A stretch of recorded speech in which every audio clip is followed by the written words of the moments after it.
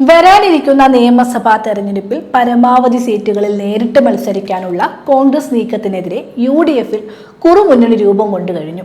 മറ്റ് പ്രധാന നേതാക്കളെ ഒഴിവാക്കി VD സതീശൻ തനിച്ചാണ് ഘടകകക്ഷികളുടെ സീറ്റ് വിഭജനം സംബന്ധിച്ച തീരുമാനം എടുക്കുന്നതെന്നാണ് ചെറുകക്ഷികളുടെ ആക്ഷേപം.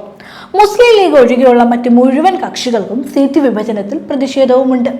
ചെറിയ ഘടക കക്ഷികളോട് അവരുടെ ആത്മാഭിമാനം പോലും ചോദ്യം ചെയ്യുന്ന തരത്തിലാണ് കോൺഗ്രസ് ഇടപെടുന്നതത്രേ. ഇതോടെ കോൺഗ്രസിനെ സമ്മർദ്ദത്തിലാക്കാൻ കുറുമുന്നണിക്ക് രൂപം നൽകി മുസ്ലിം ലീഗ് നേതൃത്വത്തെ സമീപിച്ചിരിക്കുകയാണ് ചെറിയ കക്ഷികൾ.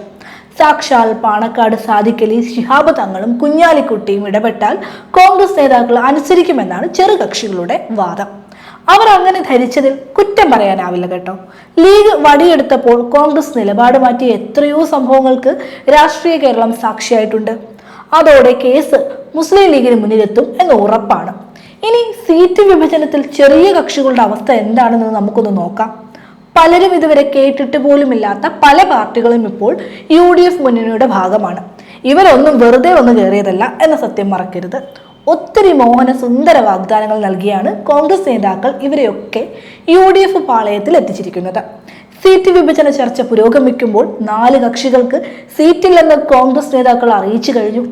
JSS ഭാരതീയ നാഷണൽ ദൾ അസോസിയേറ്റ് അംഗങ്ങളായ CK ജാനുവിന്റെ ജനാധിപത്യ രാഷ്ട്രീയ സഭ, കേരള പ്രവാസി അസോസിയേഷൻ എന്നിവരാണ് ഇത്തവണ ഗാലറിയിൽ ഇരിക്കേണ്ടി വരിക.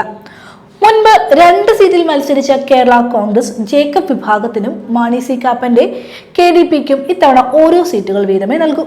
കഴിഞ്ഞ 2 തെരഞ്ഞെടുപ്പുകളിലും 5 സീറ്റുകളിൽ മത്സരിച്ച RSP സീറ്റുകളുടെ എണ്ണം 4 കുറയ്ക്കും. കൊല്ലം സീറ്റ് ചോദിച്ച ഫോർവേഡ് ബ്ലോക്കിന് ചാത്തന്നൂരെ തരാൻ കഴിയുമെന്നും കോൺഗ്രസ് അറിയിച്ചു. ഇമ്മടി വലിയ കക്ഷിയായ കേരള കോൺഗ്രസ് ജോസഫ് വിഭാഗത്തെയും കോൺഗ്രസ് പാടെ തഴഞ്ഞിരിക്കുകയാണ്. അവർ മത്സരിക്കുന്ന 10 സീറ്റുകളിൽ 4 കോൺഗ്രസ് ഏറ്റെടുക്കും. കോൺഗ്രസും ഘടകകക്ഷികളും മത്സരിക്കുന്ന സീറ്റുകളിൽ സീറ്റ് 1-ന് കുറഞ്ഞത് 3 പേർ വീതമെങ്കിലും സ്ഥാനാർത്ഥിയാകാൻ ഇപ്പോഴേ റെഡിയായിട്ടുണ്ട്. പക്ഷേ അവരെല്ലാം കോൺഗ്രസ് നേതാക്കളാണെന്ന് മാത്രം. K സുധാകരനും അടൂർ പ്രകാശും ഉണ്ടാക്കുന്ന പ്രശ്നങ്ങൾ വേറെയും. ഹൈക്കമാൻഡ് പഠിച്ച പണി 18 ബയറ്റിയിട്ടും വെള്ളപ്പുക കാണുന്നില്ല എന്നതാണ് സത്യം. ഇനി കോൺഗ്രസിലെ പ്രശ്നങ്ങൾ പരിഹരിക്കാൻ KPCC നേതൃത്വത്തിന് മുന്നിൽ ഒരു വഴിയേ ഉള്ളുവെന്നാണ് നേതാക്കളുടെ അടക്കം പറച്ചിൽ.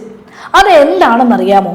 സാക്ഷാൽ പാണക്കാട് സാദിഖ് അലി ശിഹാബ് തങ്ങൾ സാഹിബിനെയും കുഞ്ഞാലിക്കുട്ടിയെയും കണ്ട് പ്രശ്നം പരിഹരിക്കണമെന്ന് അപേക്ഷിക്കുക. UDF അധികാരത്തിൽ വന്നാൽ ഉപമുഖ്യമന്ത്രി സ്ഥാനം സ്വപ്നം കാണുന്ന കുഞ്ഞാലിക്കുട്ടിയും സംഘവും അധികാരം ലഭിക്കാൻ ഇമ്മിണി കടുങ്കൈ ചെയ്യാൻ പോലും മടിക്കില്ലെന്ന് ഉറപ്പാണ്.